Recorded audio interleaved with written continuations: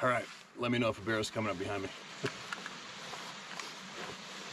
Man, I hiked up here literally over 20 years ago with a guy to get a huge bear. It's ridiculous how time flies. And so I'm on my last night on the boat. There's no internet, no service at all there. No TV, no nothing. So I'm in bed, going over my, just looking at my photo albums and shit and looking at the notes and organizing my phone. I realized that I totally misplaced them, but I've been sent, like I have a couple friends of mine that read the comments a lot and they'll screenshot stuff and send it to me on the YouTube channel and other places, and they send me screenshots of people who share experiences in the comment section. And sure enough, you know when you copy text with your phone, it copies text from a photograph. So you can take a photograph with text on it and it copies that text. So I went through my entire phone and I found a whole bunch of them. I saved them. So this might be kind of different.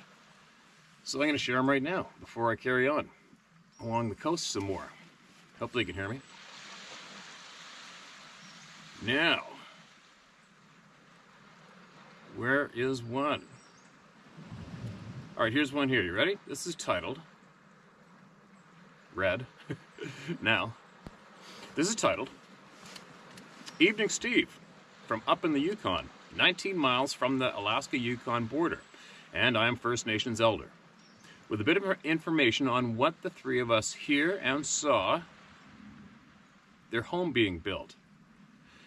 A few years ago, when my sister-in-law was still alive and we were out hunting in fall time down the Alaska Highway from our homes, we were getting ready to leave when she said that there was a cave on the side of a mountain that wasn't there before.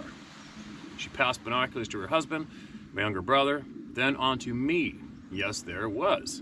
But how did she see that hole among a huge mountain, bunch of spruce trees, and with poplar, birch trees, and willows galore, and it was in a very tiny clearing?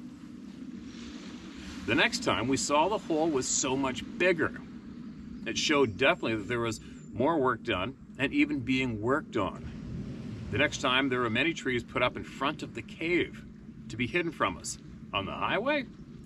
Later on we stopped at a place on the highway, crossed it, and as we were standing on hill, a very loud hollering was coming from across the lake. It kept it up. And as we listened to it, when finally stopped, I figured I shouted that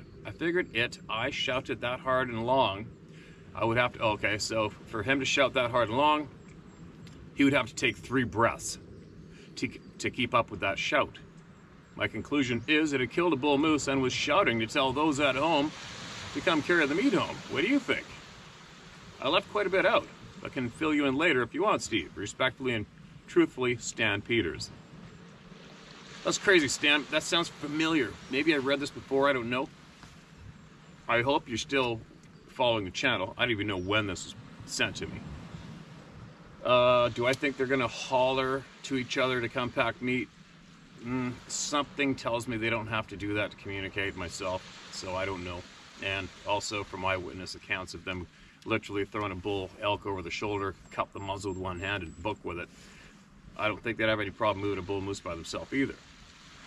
But please, if you're listening, if you would or if you could possibly investigate that cave, or if you can find somebody who has a drone, at least fly a drone up to the cave and see if you can get somebody who knows how to do that and videotape it. I think that'd be absolutely interesting.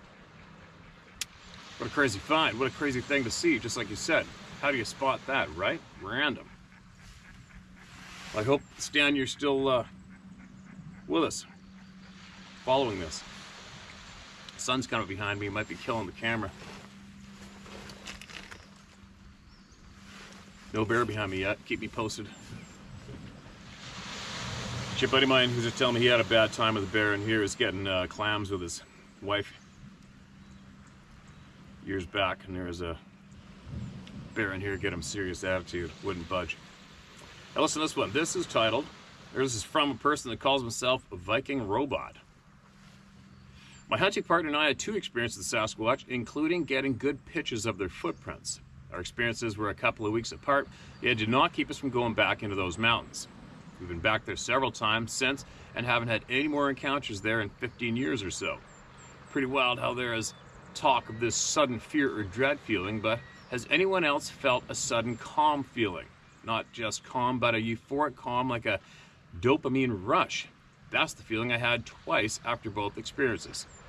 There's one spot I walked through in one of my hunting spots, and every time I go past there, I feel uneasy to this day. Not sure if it's the terrain or if there's something lurking up there. All right, the calmness. Actually, as myself and Dr. John Bennerdagel spoke to a guy from Kamloops who had one of these things literally 20 yards from him behind a tree, peeking out on him, peeking back and peeking out and peeking back, and he had his gun up on it. And he said that all of a sudden he felt an absolute calm. He said he felt instantly calm, everything's going to be okay. And I remember him vividly, telling us that. I'm sure other people are going to chime in. Now remember, you guys, this is all from screenshots of comments on my social media and YouTube sent to me. Listen to this one. Here's another one. The summer '95, I worked as an engineering intern for WADNR. One of the senior field foresters I got to work with that summer was tuned into the wild ones. He told me of spotting a trackway from a helicopter. It went several hundred yards across a glacier above Darrington, Washington. The boulder-strewn snowfield was overshadowed by a cliff-faced ridge that was riddled with caves. He said they sat the helicopter down, took pictures, and measured the tracks. He said the tracks were real fresh, 20 inches long, and an amazing 6 to 7 feet apart. The strange part was the tracks had stopped and disappeared in the middle of the glacier. I remember thinking that was really effing strange, and it spooked me because I hero worship this guy. I was already a convinced knower. I was just inexperienced and didn't understand about when things go sideways and get strange. All right. Whoever told me this, if you're still listening, please, if you can, reach out to that senior field forester and see if maybe possibly that man would maybe share those photographs with us, because that is something that amazes me, that particular point that's been shared dozens and dozens of times, and of tracks disappearing. All right, that's a major point that I would like to make very popular for people to hear. That's very important if you really want to get your head out of the sand and really look into the honest truth of the shit that's going on. That would be really cool, or even if that person may be possibly following this channel now, and obviously this story is going to hit home, obviously, and it would be even very interesting if they took the photographs from the helicopter before they landed. That's something everybody would be absolutely curious to see, if you could. If you're still following, I hope so. Here's another one. This is titled Riot. 2004, Colorado. I was elk hunting in the Weminuche at 12,000 feet, watching a bull about 75 yards away. All the hair stood up on my neck. I turned around and looked up towards the top of Cimarrona Peak and saw a huge hairy arm loft a large rock towards me. I was stunned. I couldn't understand what was happening until I saw another one come down towards me. I immediately left the area and went back to camp. I didn't tell the others, but I slept with my 7mm mag next to me in my sleeping bag. The single most scariest night of my life. No doubt. A big, huge, hairy arm lobbing boulders. That's basically every hunter's nightmare to witness firsthand, right? Nobody wants that. Another screenshot. Here's another one. Oh, no, this is an email. Darn. I wonder if we got past. I thought I had a whole bunch of those saved. What's this one? Facebook. Okay, this might have been a screenshot from a Facebook comment. Mark, this is red. Shane Nastrom, logger with me when I saw the tracks. I told him to come to my side of the truck and have a look. As he rounded my truck, he turned completely ghost white like he was instantly sick and said, "Let me tell you something about what you're looking at." Apparently not the first time he's seen this. He was 80.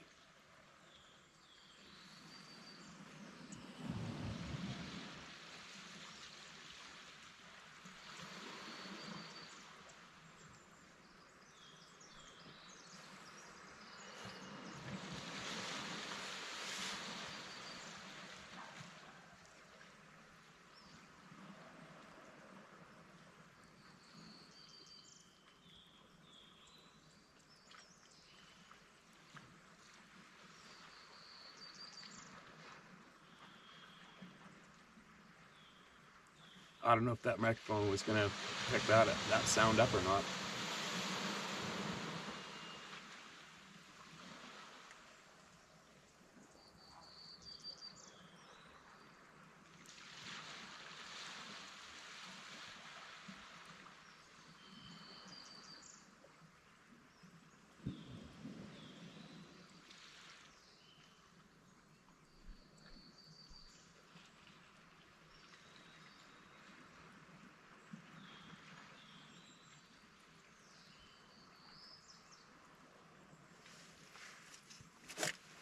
Whatever. Sorry. So he was 80. He was 80 now and was a logger his whole life. Please see attached photos from today. All right. This is a screenshot of that text, so I don't know if that person is listening. Send it again. Send it again. Here's another one. This is from, Mark, this is red. This is from Ron Buckner. Impact would be my choice also. While hunting, I watched one take out an elk by simply clubbing it straight to the side of the head. It chased it down, grabbed its rack, and simply swung it once. The animal collapsed. He shouldered the whole animal, at least 500 pounds, and he turned and looked straight at me for what seemed like an hour and a half. It wasn't. He turned and went straight up a really steep hill none of us would ever try on a dare. In 20 seconds, he was gone. I had no fear at the time, no inclination to raise my rifle, and realized at the time that the death of the elk was far more humane than the bullet I would have had for it. And that was it. That's another screenshot. That's a holy shit story. Another elk hunter, right? Dozens and dozens of elk hunters experience these things.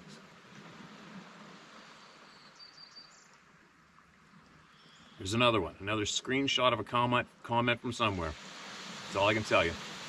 Kevin Clemens, Clemmons. I was around 12 and had a juvenile, I think. I was 6 foot. What? I was 6 foot 215, and it was about my size. I kept getting a flicker out of the corner of my eye. It had the sun to its back, and every time it peeked around a tree, it blocked the sun. Next time it went behind the tree, I looked at the tree thinking it was a squirrel. To my surprise, it was a hairy person, his mouth open wide, knowing it was caught. It started to run away. I thought, great, it's leaving. Then it turned, went to all fours, and started running toward my direction. That would suck shit. I raised my 14 single-barrel shotgun, put the bead right on its face, and I told myself, if it runs towards me, I'm getting it in the face. It's getting it in the face.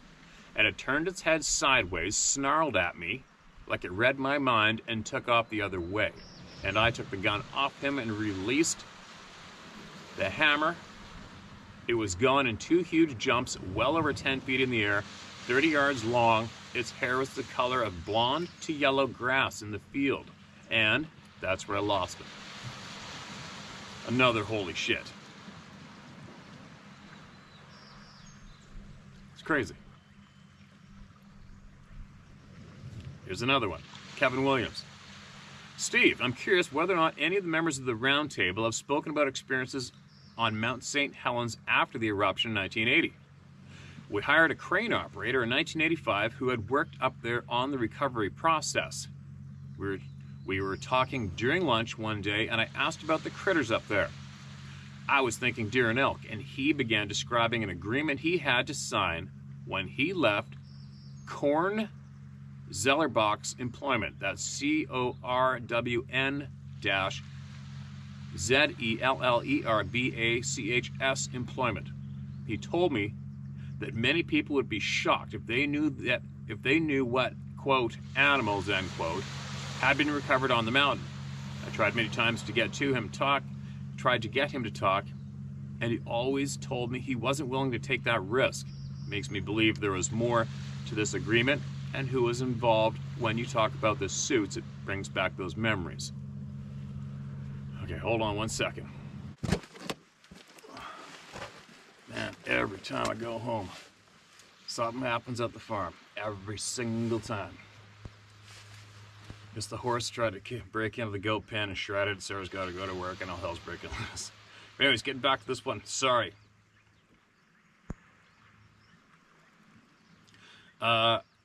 If the person that wrote this, Kevin Williams, I would love to get a hold of somebody, anybody, who claims to have signed some kind of a waiver to keep it secret about seeing a hairy covered being. I'd love to talk to them and give them the confidence to say F you to whoever they signed that document with, especially today, especially with the Western leadership of today. How do you have any respect at all for the government today? How? Any at all.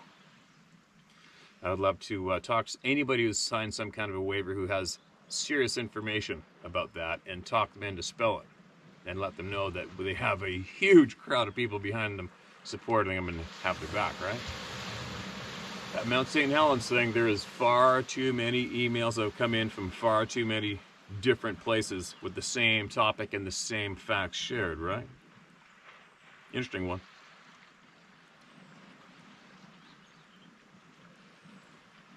Here's another one. Excuse me. I guess these titles are going to be the names of the handles of the people online from the comments. This is from Delta Echo. Hi, Steve. Speaking of a very large sabe, not enough room for full story here. Nevertheless, while my wife, ex now, were hunting in Wintaz, way back when, that's Utah, I'd returned to my truck and found signs of one having been present. Not to mention my 20-ounce soda that I left on the tailgate was gone. Anyway, I looked for presence of another vehicle passing and saw none. No one else was in the area and only one way in and out. Anyway, as I scouted around, there were a group of trees next to my truck. Looking up, I noticed 3 clean tree breaks of approximately 4 to 5 inch trunks at approximately 12 to 14 feet up. The breaks were done while we're in the woods. I remember hearing it, thinking, who the hell is hatching/chopping wood this early in the middle of nowhere? The breaks pointed in the direction we had gone into the woods. I remember thinking either something climbed up those trees to do it, or it must have been very tall and strong. Would have to be at least 11 plus feet tall. Again, this is a brief synopsis. It really annoyed the shit out of me, though, that it took my Pepsi, then left a round, clean, flat rock in the middle of my hood. How interesting is that one? How interesting is that one? You got more to send in, man. You know where to email it. ShareMyStory@howtohunt.com. If you're still following the channel, lots of people are going to be interested to hear that.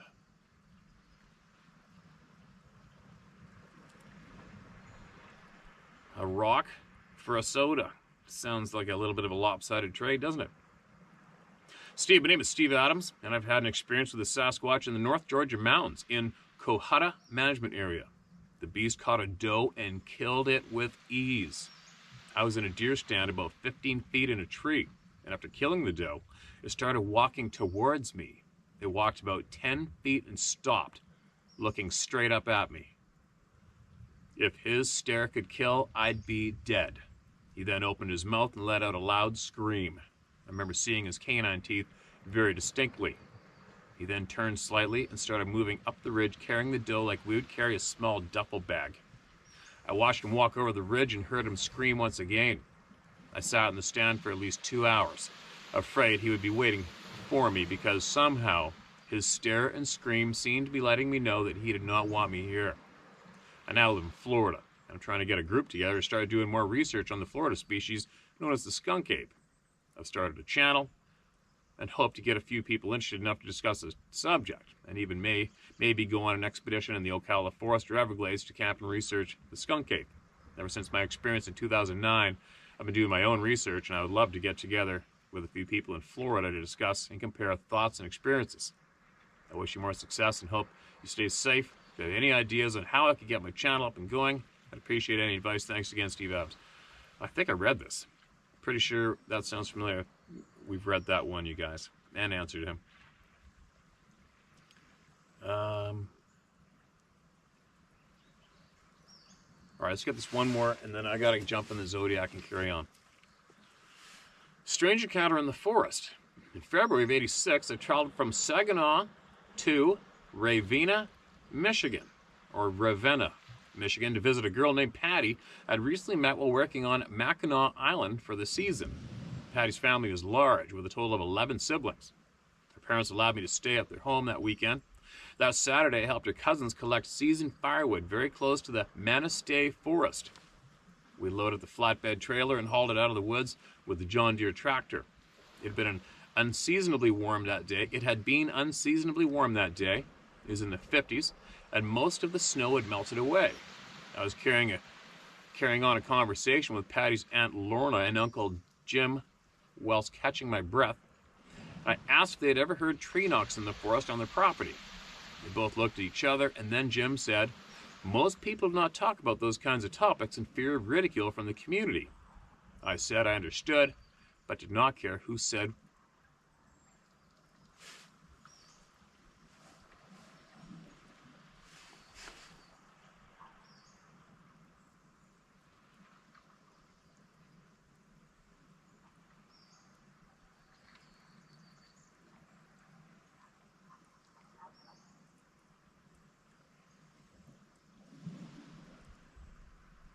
It's a crazy ass sound. There's something's over there. I'm gonna grab the video camera out of the Zodiac and walk over there in a minute. It's around the point. It's an animal. Whatever it is, it's something. That's a crazy ass sound. Let me get through this and I'm gonna go over there.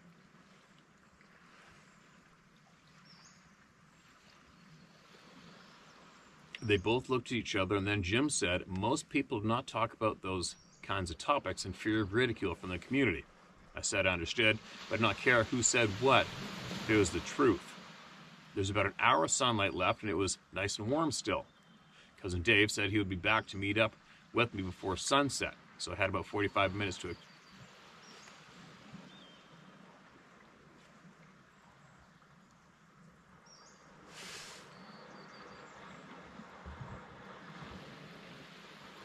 Whatever that is pissed off. I gotta get over there. There's about an hour of sunlight left, and it was nice and warm still. Cousin Dave said he would be back to meet up with me before sunset, so I had about 45 minutes to explore the forest. We went our separate ways, and I had not walked 10 feet when I suddenly heard a very loud tree knock that was incredibly close to me. I looked down and saw the perfect branch to use to reply with a solid tree knock back. I just thought it was Dave goofing on me, so away I swung and really connected on the closest tree near me. The tree turned out to be fairly hollow due to a lightning strike in its youth, I guessed. There was a long, narrow slot big enough for me to slip into the tree, which I did, and I waited to see if I could hear Dave coming and I would surprise him. I leaned back and the sun shone through the slot, warming me. I just stood there relaxing, waiting for Dave. I heard some rustling of pine tree needle. I heard the rustling. Sorry, my attention's getting. I heard some rustling up the pine tree needle forest floor, but nothing really that loud or enough for me to exit the tree comfort. The shadows began to get longer, and I could feel the colder air beginning to take over. My t-shirt was not enough to protect me. I had My eyes closed and I felt the sun on my face when suddenly I feel the cool air and the sun was gone. It must be a cloud, I thought. I opened my eyes and I saw a dark figure passing by. I thought again out loud. The sun came back. And I thought again a cloud. Okay, sorry, let me read that again. I opened my eyes and saw a dark figure passing by, and I thought again a cloud. The sun came back, and just as it did, I looked down towards a sudden rustling and saw a very muscular lower leg pass by. It was covered in reddish-brown hair. I mean hair, too, not fur. The hair was hanging down about 5 to 6 inches, and I could see in between the locks of hair to the skin. It was gray color. The calf muscle was enormous. I just cannot forget the size of it. Like bigger than my head big. I began to panic a bit, and I wanted out of the tree when I heard a very deep and low huffing noise very close to me. It actually sounded like someone was laughing. It was a slow, rhythmic-like laughter, like one would hear a grandfather whilst playing with his grandkids. Then there's a comma, and nothing else. Shit. All right, well, let's hope that the author of this text here, this email, whatever you want to call it, is still following this channel and reads this, or hears me speaking right now, and emails us back with a follow-up to that story. That's one hell of an experience, and not a good one. You can't get more vulnerable feeling, I would imagine, than being inside a hollowed-out tree and having something like that outside of it. Anyway, I'm going to go slip back to the Zodiac. I'm going to grab the video camera. This is a GoPro I'm using. Remember that one I bought for doing this? And I'm going to sneak around the point and find out what the hell is making that noise and hopefully videotape it. Just sounds like something pissed off. It's a weird sound. Alright, here I go.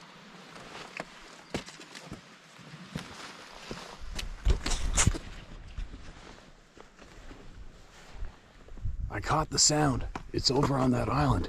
Sounds like it's in the timber. I think I got it on the other camera. It's right there. The creepiest frickin' sound I've ever heard in my frickin' life. I don't know what it is.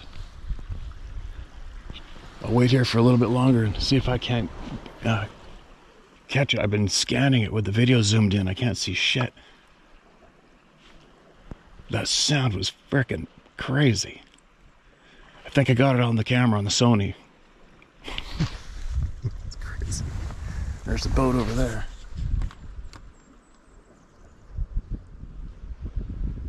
And the rock that I was sitting on making this video, when I came over here to see if I could capture what's making that sound, I glanced back. Here's a great big bear walking along the beach, going right behind where I was just sitting with my back to it videotaping, and I videotaped the bear on the Sony camera. Anyway, I can't load content from the Sony onto my phone if I do manage to get this loaded onto the YouTube channel from here with my phone. So just so you know, that's what's going on, and I'll share it again. I'll share the Sony capture of this audio later, and hopefully it does it again and I catch it clear. I got the camera right here ready to go. The adventure life's fun, I'll tell you what.